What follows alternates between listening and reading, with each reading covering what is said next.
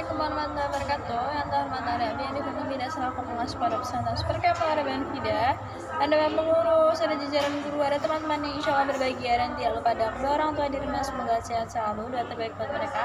Nah, jadi di sini saya Namsa Nurul Aulia Arif dari kelas 11 MA Al-Quran Arabian Fida akan mempresentasikan kitab Safinatun Najah bab yang keempat.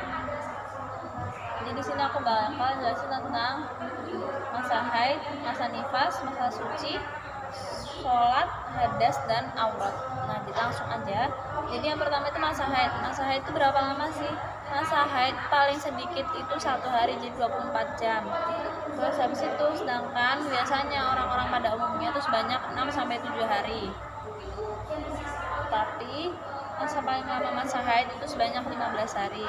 Terus kita masuk ke masa suci dari haid. Nah, masa suci di antara 2 haid itu minimal tuh 15 hari. Terus tapi pada umumnya perempuan-perempuan itu sebanyak 23-24 hari, tetapi masa suci itu tidak ada batasnya. Jadi mau sebulan, mau 2 bulan, mau 3 bulan itu bisa, itu tetap masa suci. Terus habis itu kita masuk ke nifas. Jadi apa sih nifas itu? Nifas itu ialah darah yang keluar setelah seorang ibu melahirkan anaknya. Jadi setelah melahirkan nanti akan mengeluarkan darah. Nah, darah yang keluarkan itu disebut darah nifas. Nah, nifas itu biasanya paling sedikit itu keluar 1 tetes, sedangkan pada umumnya itu sebanyak selama 40 hari dan paling lama itu selama 60 hari. Nah, terus habis itu kita masuk ke sholat. Nah, unsurnya sholat itu karena ada 2. Yang pertama itu karena lupa, yang kedua itu karena kita ketiduran. Itu unsur-unsur sholat. Terus habis itu ini ada syarat-syarat sholat. Syarat-syarat sholat di sini ada 8. Yang pertama itu suci dari hadas, yang kedua suci dari najis baik tempat pakaian,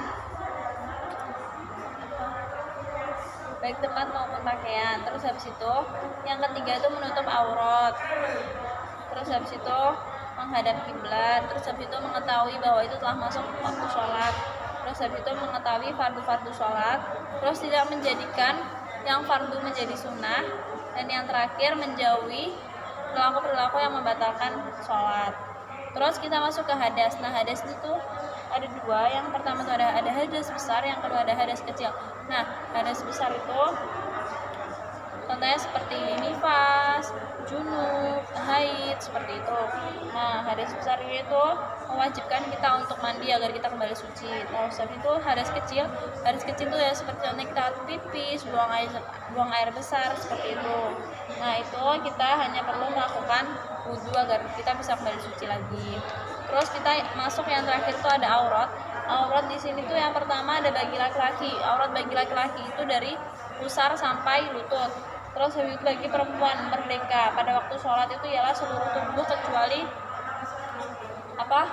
wajah dan telapak tangan. Terus habis itu aurat bagi perempuan merdeka dan budak di depan mahramnya, di depan mahramnya itu ialah seluruh tubuh, sedangkan di depan muhrimnya itu auratnya itu dari pusar sampai lutut. Oke, sekian dari saya. Kurang lebihnya mohon maaf, semoga bermanfaat. Assalamualaikum warahmatullahi wabarakatuh.